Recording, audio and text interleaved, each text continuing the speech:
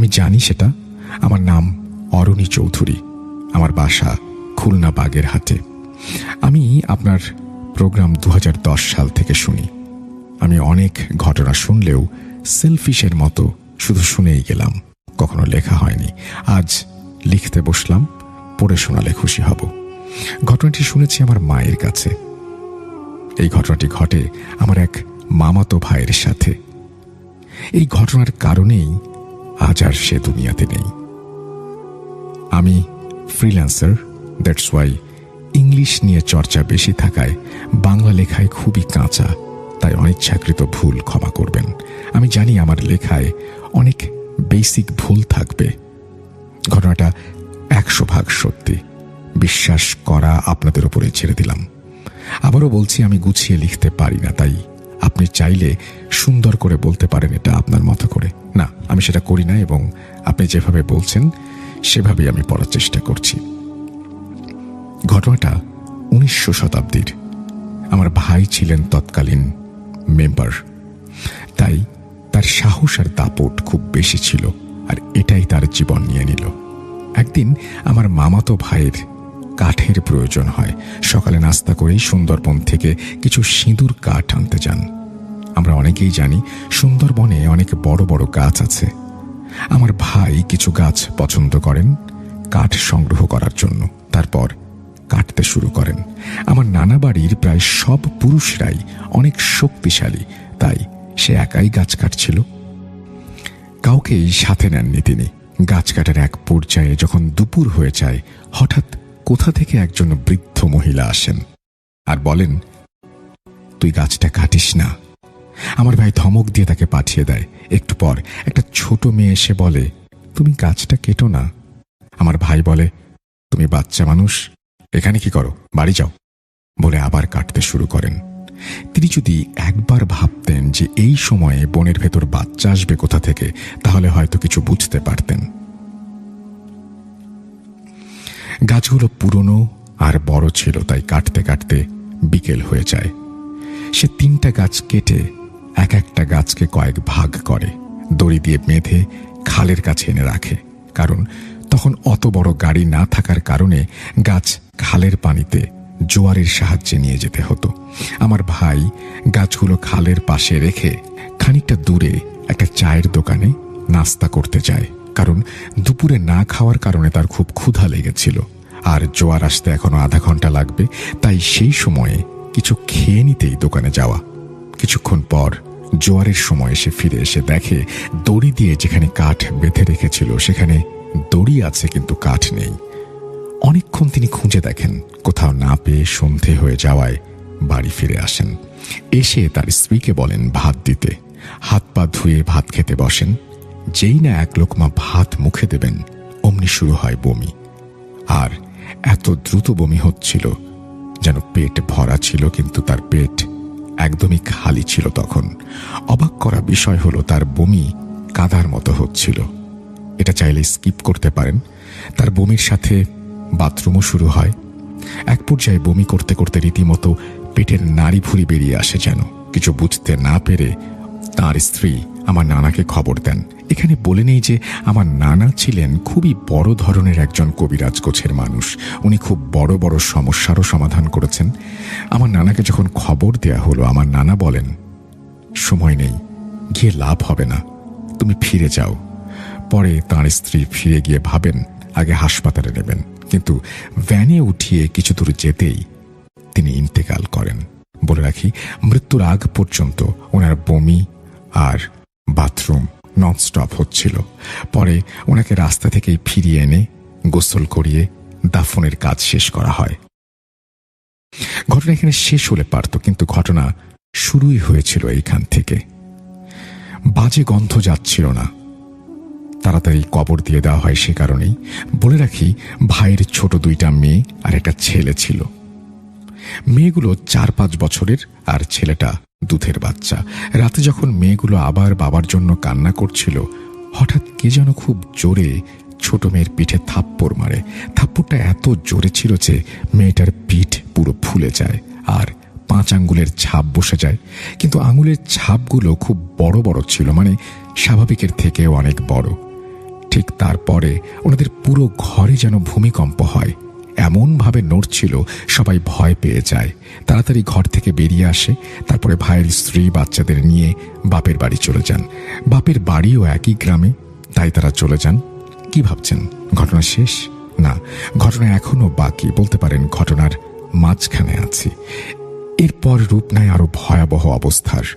ভাইয়ের স্ত্রী বের হন বাথরুমে যাবেন বলে, কিন্তু যাওয়া আর হয় না, কারণ ঘর থেকে বের হয়ে দেখেন সামনে গাছের ডালে ভাইয়ার ঝুলন্ত লাশ, গলায় দড়ি দেয়া, মুখ দেখা যাচ্ছে।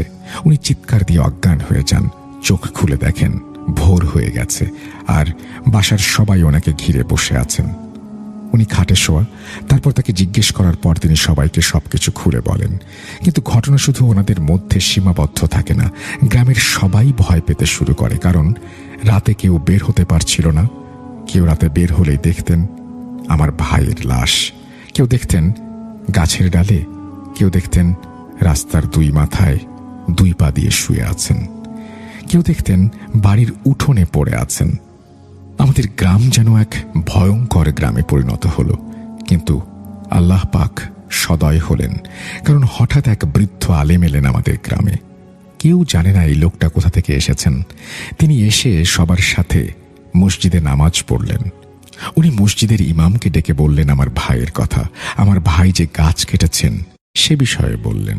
তিনি বললেন যে গাছটা কাটা হয়েছিল সেখানে বহু বছর ধরে জিনেরা বাস করতেন।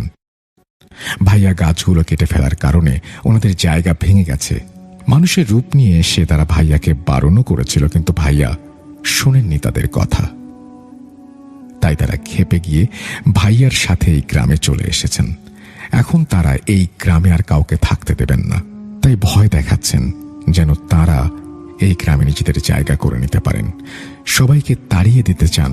তখন মসজিদের হুজুর অবাক হয়ে যান, কিন্তু প্রশ্ন করেন না তিনি কোথা থেকে এসেছেন, তিনি কে, এই সব শুধু জানতে চান বাঁচার উপায় কি। তখন ওই ব্যক্তি বলেন প্রতি ওয়াক্তে এই গ্রামে যতগুলো মসজিদ আছে সবগুলো মসজিদে একসাথে আজান দিতে হবে, কোনো মসজিদ যেন বাদ না পড়ে। আর গ্রামে যত পুরুষ আছেন সবাইকে একসাথে মসজিদে এসে নামাজ আদায় করতে হবে। এটা একটানা 41 দিন করতে হবে, না হলে এই গ্রাম তারা দখল করে নেবে। এটা বলে ওই ব্যক্তি মসজিদ থেকে বের হয়ে যান। এরপর তাকে আর কোনোদিন দেখা যায়নি। তো ওই ব্যক্তির কথা মতো হুজুর সবাইকে ডেকে ওই ব্যক্তির বলা কথাগুলো বলেন, আর ঠিক 41 দিন পর সব ঠিক হয়ে যায়। আজ পর্যন্ত গ্রামে আর এরকম কোনো ঘটনা ঘটেনি। ঘটনাটি বেশ আগের এবং তিনি কোন সময়ের সেটাও বলেছেন। আশা করছি এই ঘটনাটি আপনাদের ভালো লেগেছে। যদি ভালো লাগে তাহলে অবশ্যই আমাদের জানাবেন। আমরা চলে যাব আমাদের পরবর্তী ঘটনায়।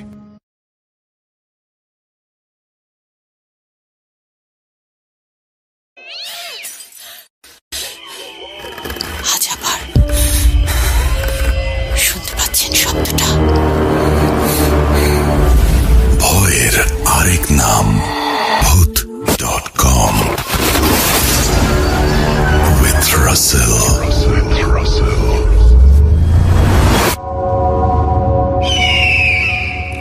Welcome back. আপনাদের সবাইকে স্বাগত জানাচ্ছি আমি রাসেল। আশা করছি আপনারা সবাই ভালো আছেন, ভালোর দলে আছেন। আমিও ভালো আছি আর ভালোর দলে আছি। নতুন একটা ঘটনায় যাব, যেভাবে লেখা আছে আমি সেভাবেই পড়ে শোনাচ্ছি। আমার নাম মোহাম্মদ আলামিন।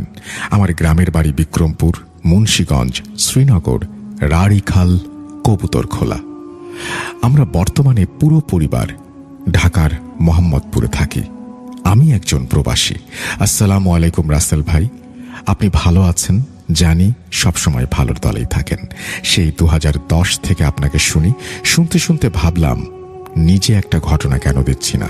অনেক দিন ধরে ভাবছিলাম, কিন্তু বলবো করেও বলা হয় না। আজ সময় নিয়ে লিখতে বসলাম। কথা না বাড়িয়ে ঘটনায় চলে যাই। ঘটনা ঘটে আমার সাথে 9 বছর আগে।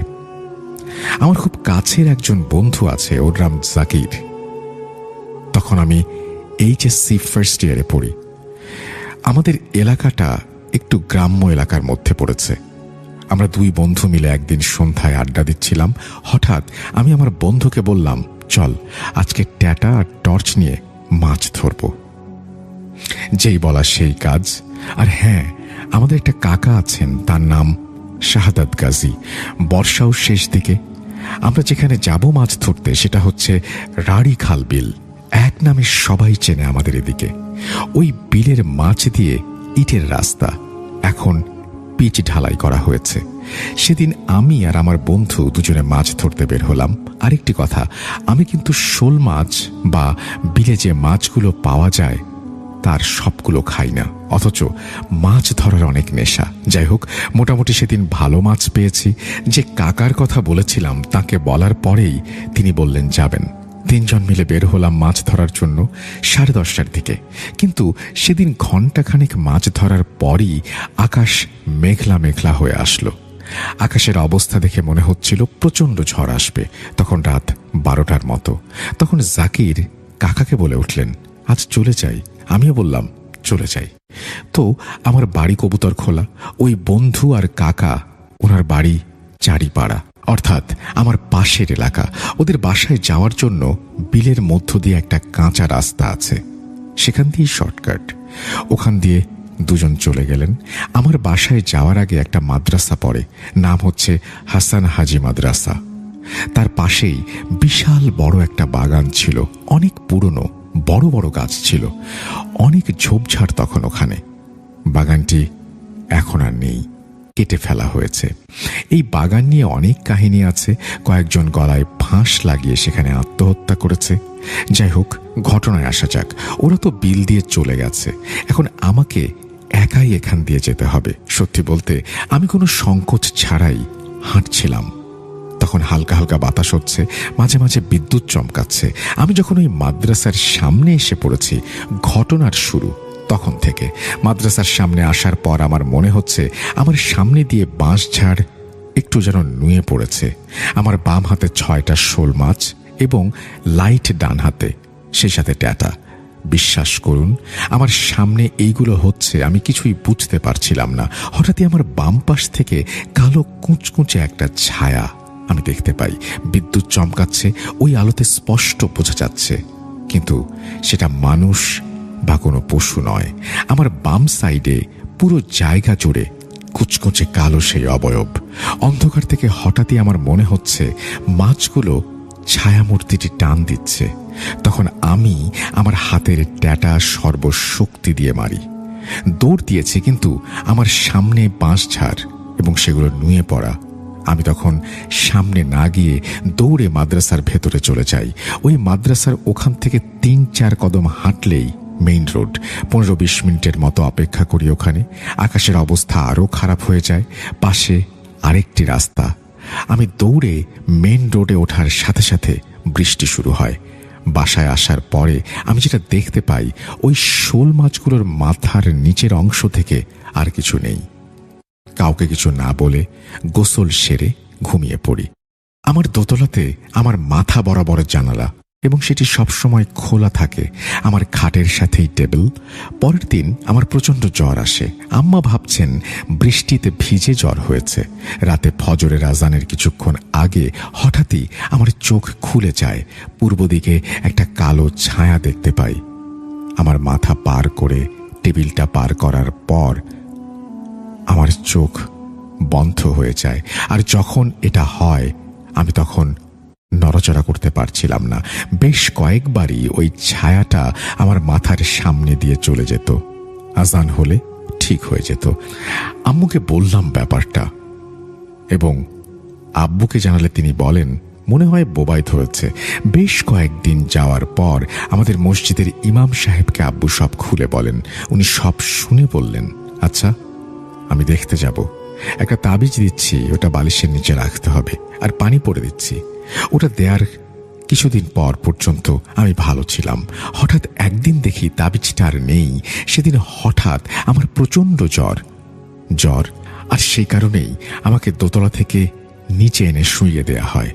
সেম আবার ফজরের সময় একই রকম। আমি ঘুমাচ্ছিলাম, আম্মু নামাজ পড়বেন বলে উঠেছেন। আমার ঘরের দরজা খুলে রেখেছিলাম। আমাকে ওরকম করতে দেখে তিনি বুঝতে পারলেন বড় কোনো সমস্যা। তারপর থেকে আরেকটা সমস্যা শুরু হয়। আমি রাতে যেখানে ঘুমাতাম সেখানে কেউ থাকতে পারত না পচা মাছের গন্ধের কারণে। বিষয়টি আম্মার বুঝতে বাকি রইল না। আম্মুও এই বিষয় নিয়ে একটু ধারণা রাখতেন। এদিকে আমিও দিন দিন শুকিয়ে যাচ্ছি। অনেক কবিরাজ ফকির দেখানো হয়েছিল, কিন্তু কোনো লাভ হয়নি। শেষে কুমিল্লার এক ফকিরের সন্ধান মেলে। উনি অনেক ঝাড়ফুঁক আর তাবিজ দেওয়ার পর থেকে আমি স্বাভাবিক জীবনে ফিরে আসতে পারি। আমার সেই 2.5 মাসটা ছিল জীবনের কালো অধ্যায়। আর হ্যাঁ, দ্বিতীয়বার জ্বর এবং এরপর সুস্থ হওয়া পর্যন্ত আমার কোনো কিছুই মনে নেই। আমি 1.5 বছর পরে সব জানতে পারি আম্মুর কাছ থেকে। এই ছিল আমার ঘটনা। সিলেক্টেড হলে জানাবেন। আশা করি আমার ঘটনাটা লিসনারদের ভালো লেগেছে। এই বলেই তিনি তার ঘটনা শেষ করেছেন। তিনি সৌদি প্রবাসী, আপনারা সবাই আগেই শুনেছেন, এবং আপনারা এটাও জানেন যে বাংলাদেশের পরে সবচাইতে বেশি মিডল ইস্ট থেকেই আমাদের সবাই শোনেন। আপনাকে অসংখ্য ধন্যবাদ এই ঘটনাটি পাঠানোর জন্য। আশা করছি ভবিষ্যতেও আপনার ঘটনা পাবো। আমরা চলে যাব আমাদের